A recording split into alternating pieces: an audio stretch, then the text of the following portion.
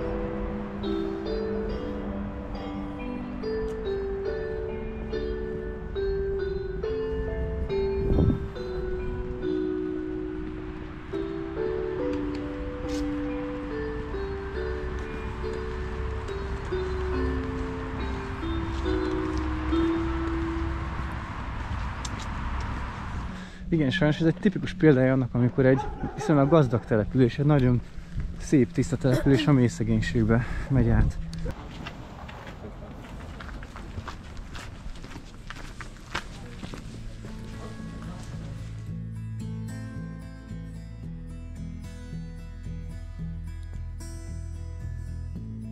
Ezek az öntött vas szerkezetek, ezek általában gömbörbe készültek, ahol a Lánchídnak az anyaga is.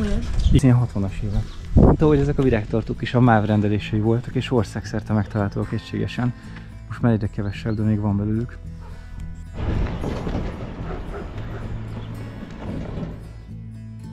Ezek a láncos tekerős sorompók már 1930-as években is láthatók az archív felvételeken. Ezek a kis épületek a sorompó őrhelyek. Ezek mellől láncos erőátvitellel lehetett távolról kezelni a sorompókat. Valamikor az 1920-as és 1960-as évek között készültek ezek a sorompók, és rendesen olajozzák, rendesen zsírozzák őket, akkor a mai napig működnek.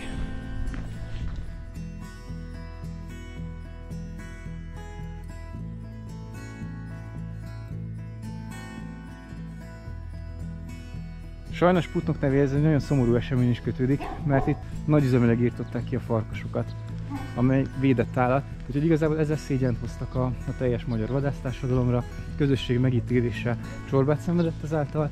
A kék túra itt vezet át a Sajón, az első nagyobb folyó, amit keresztezünk most. A Sajó felett függőcinegefészek maradványait találtuk. Észrevettem egy jégmadarat, a Sajó felett egy ágról lesi a halakat.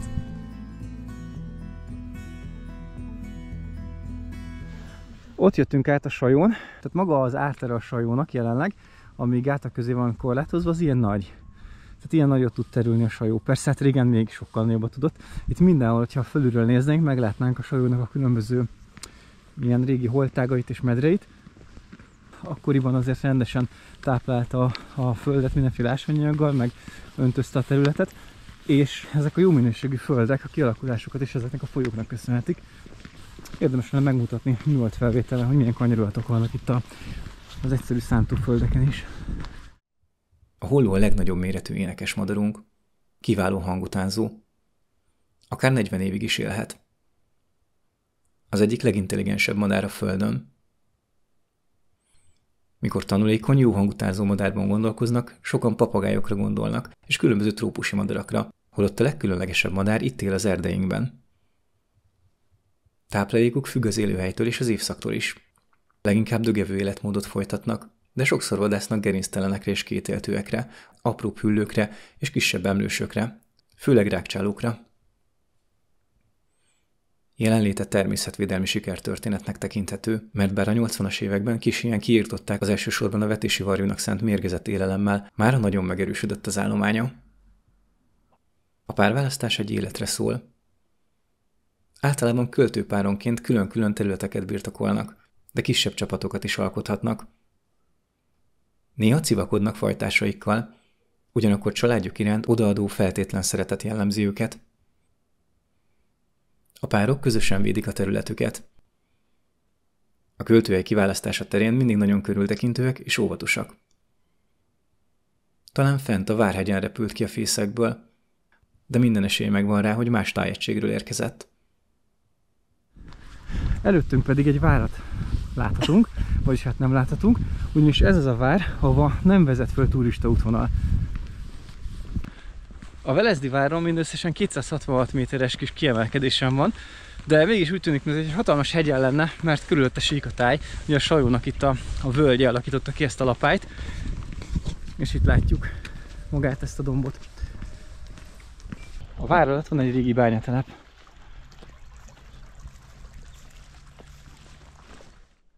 Egy karvajra lettünk figyelmesek a vár felett.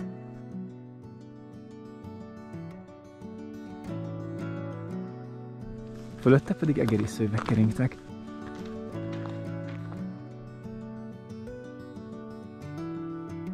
...1285-ben a vár sok ember életét megmentette a tatárok dúlásától. A Hontpázmány nemzetség birtokolta, később pedig a Velezdi család.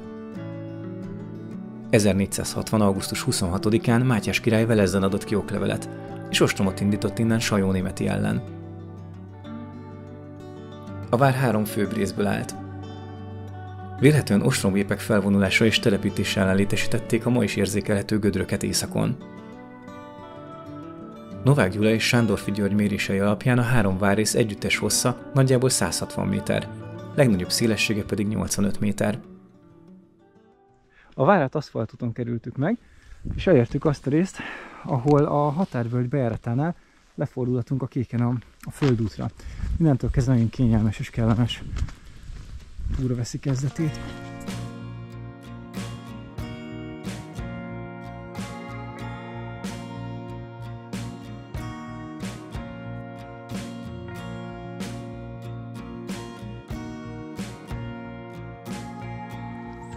Régi földrajzi elválasztó ez a határvölgyi patak.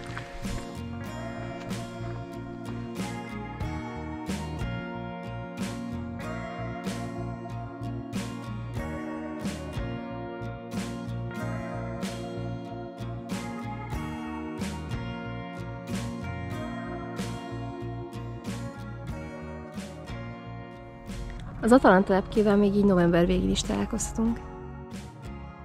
Most nem azt látjuk, hogy a csúszka táplálkozik, hanem hogy rejti el a táplálékát télére, a fakéreg alá. A csúszka a fák kérgének doktora. Elsősorban rovarokat fogyaszt, de a magvakat sem veti meg. Általában fejjel lefelé haladva vadászik a törzsön. Megérkeztünk a Koloskatetőre. Ez itt az Urasági erdő.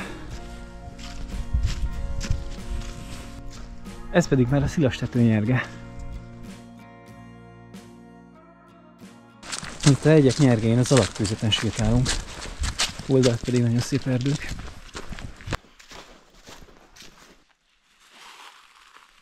Lassan a 3 kő alatt vagyunk. A Kéktúra útvonal itt elkanyarodik, a 3 kőre nem megy föl. A sziklaformációra külön föl lehet menni, hogyha szeretnénk.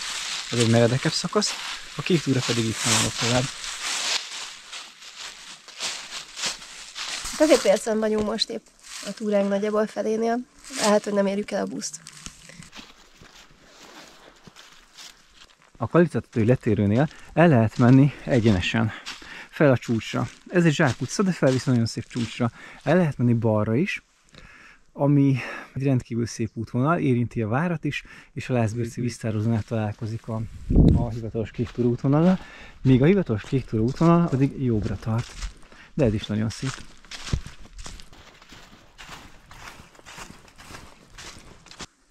Elértünk egy erdei fenyvest, itt látható mögöttünk, és a 3 kő is, tehát most már látjuk, hogy melyik az. És itt a fenyvesvel szemben valóban megnyílt a föld. Ez egy nagyon friss eróziós árok. Jó, hogy léptéknek rá. Látszik, hogy mekkora.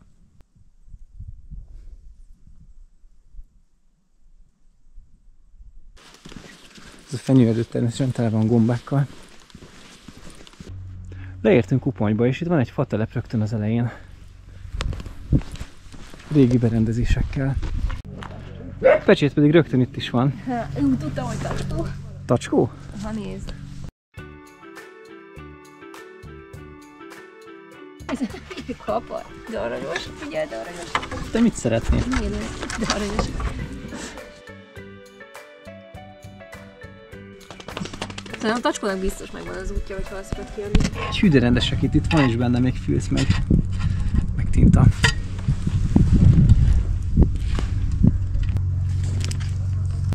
Ez nagyon tetszik nekem. Olyan Uponyi. Ez nagyon szép.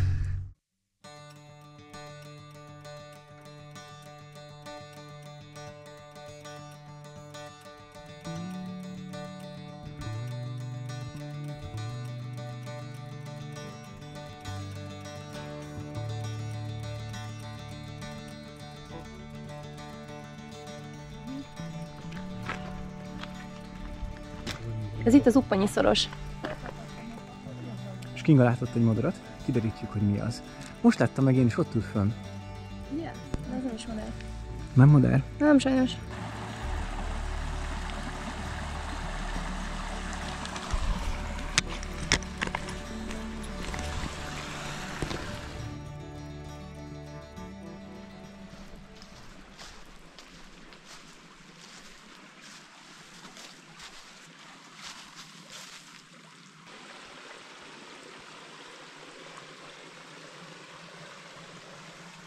És itt jön le az út, amit mondtam.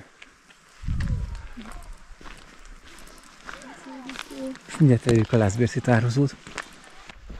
Félelmetesen szép patak összefolyások és szétválások láthatók rend, és van egy gát is, ahol megfagyott a víz. Ez mellett mind jég. Most az érdekes, hogy sehol máshol nem látunk jéget, itt pedig egy konkrét tó és maga a belecsorgó patak is befagyott. Tehát itt érezhetően egy, nem tudom hány fokkal, szerintem egy 6 fokkal van hidegebb, mint a környezetében ebben a völgyben, szóval itt szétfagyunk, de gyönyörű. Ez a Lászbérci víztározónak a teteje, a felső csücske. A túloldalon van a vár, jobb oldalon pedig a kék túra vezet végig. A Lászbérci víztározót 1967-ben kezdték megépíteni, és a környező területeknek az ivóvízét biztosítja. Az 1975-ben létrehozott Lászbérci tervédelmi körzetnek a része. Alul egy nagy vízzárógáttal zárták el a patakoknak a folyását, és fölül is található egy gát, aminek csupán az a célja, hogy megszűrje a vizet a hordaléktól. Közben elértünk egy szép kis tisztást a Lipócvölgynél. A tábla szerint a tározóban fürödni tilos, bár ez most nem is nagyon jutott eszünkbe ilyen hidegben. Egyébként jó mély lehet. Nem is tudom, milyen mély lehet, de nagyon ijesztő belegondolni, hogy ebbe fürödjek. Mondjuk ez sok embernek az ivóvize, szóval furcsa, hogy egyáltalán felmerül, hogy ilyet ki kell írni. A Lászbérci víztározó létrehozását megelőző állapotot ez 1955-ben készült fénykép szemlélteti. A Bükkfennsík északnyugati szélén, Bánkút mellett a Bálványhegy oldalában ered a Bánpatak, és Vadna mellett torkollik a Sajóba. Ezért a középkorban még Vadnapataknak hívták, és egykor 7 vízimalmot hajtott. Egy szakaszon a Bánpatak völgye képzi a földrajzi határt a Bükk és az Uponyi hegység között. 1967-től a patak felduzasztásával hozták létre a víztározót. Erre azért volt szükség, mert Ózd és Kazincbarcika iparának vízigénye ezt megkövetelte, de a tározó a lakossági vízfogyasztást is támogatja. A 6,2 millió köbméter víztömegű mesterséges tófenekén 12 000 betonlap 10 000 négyzetméternyi területet fed le. Amúr, balin, busa, csuka, harcsa, ponty és süllő került betelepítésre, és egy valószínű világrekordot, egy 80 kg-os busát is jegyeznek itt. A halat Boros Tibor fogta ki. A patak 23,9 km-es hosszából 3 km-t a Lászbérci víztározó tesz ki. Az utunkon a soron következő középkori vár, a Dedevár. Ebből a várból csak néhány kő maradt meg. Ide egy kis kitérővel tudtunk felmenni, Ez nincs konkrétan a kéken, de ugye a kék túrát úgy találták ki, hogy csak érintse a legszebb helyeket, és azokat kis kitérőkkel kell megközelíteni. A tározó melletti hegyen található az egyik legtitokzatosabb várhely. A Dedevár építői és tulajdonosai nem ismertek. Keletkezését az Árpád-korra valószínűsítik. Upponytól nyugatra, a szűk upponyi sziklaszoros után meredeken emelkedik a Várhegy, ami a Fekete-hegy legnyugatibb nyúlványa. A víztározó létrehozása előtt közvetlenül alatta folyt a patak, és mellette haladt az Uppony-Dédesi országút. És ezt felügyelni lehetett a magasból. A várat keleti irányból a gerinc folytatása felől sziklába vágott árok védte.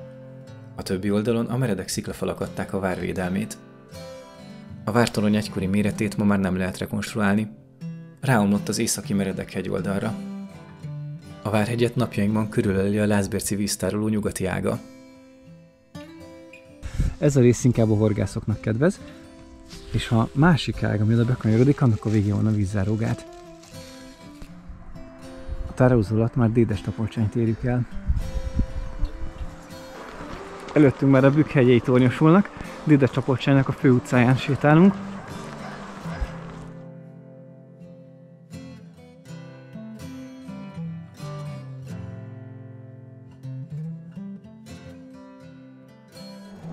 Valaki nagyon komolyan ért a kertészethez.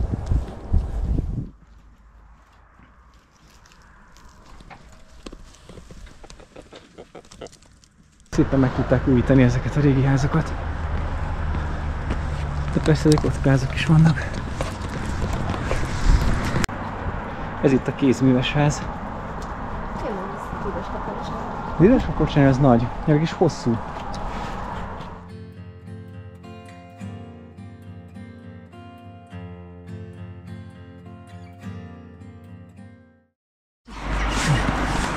Hol ez a küldő? És ez így átra van. Ott repült át a templomnál. Tényleg, odaszállt a fára. Zöld küldő. A Serényi kastélyt 1898 és 1903 között építették, és ez volt a Serényi család nyaralója. Annak a Serényi családnak, akiknek a másik kastélyt Putnokban vettük fel.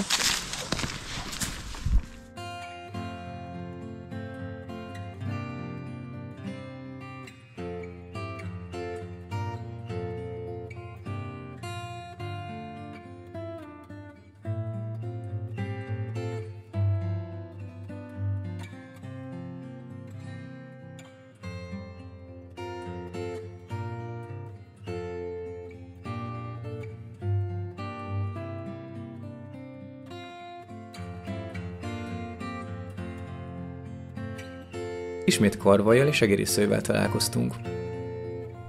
Míg a karvaj a gerléknél kisebb madarak elejtésére specializálódott ragadozó, gajfészkét előszeretettel építi fenyőfélék sűrű ágrendszerébe és puha növényi részekkel béleli, addig az egerészőv, mint ahogy a neve is mutatja, elsősorban rágcsálókkal táplálkozik, és a fészkét nagyobb fák magasan lévő ágelegazásaiban készíti el. De más állatokkal is találkoztunk. Oldalt léptányomon őzek legeltek. Aztán itt különleges kis ragadozót is megpillantottunk. Egy vadmacskára lettünk figyelmesek a magas fűben. Azt a taktikát alkalmazta velünk szemben, hogy lesúnyta magát, behúzta a fejét, és a magas fűben így nem látszik. Ugye a teleobjektívvel már nem tudtuk követni, úgyhogy drónnal eredtünk a nyomába. Jól láthatóan nem fél a légiveszélytől, ami arra is utal, hogy vélhetően nincsenek természetes repülő ellenségei, de az is lehet, hogy a vágómadarak nem tudnak kárt tenni egy kifejlett vadmacskában. Ezeket a felvételeket 2 éve készítettük a Bükkből hazafelé, és most megint megtaláltuk vagy őt, vagy egy másik vadmacskát. Ezúttal olyan helyen pihent meg, ahol a teleobjektív elől sem tud elbújni. Máinkára értünk, és egy ősz végén itt már erősen tüzelnek, fűtenek, úgyhogy füstbe borkózik a település nagy része itt a völgyben. Beértünk a füstbe.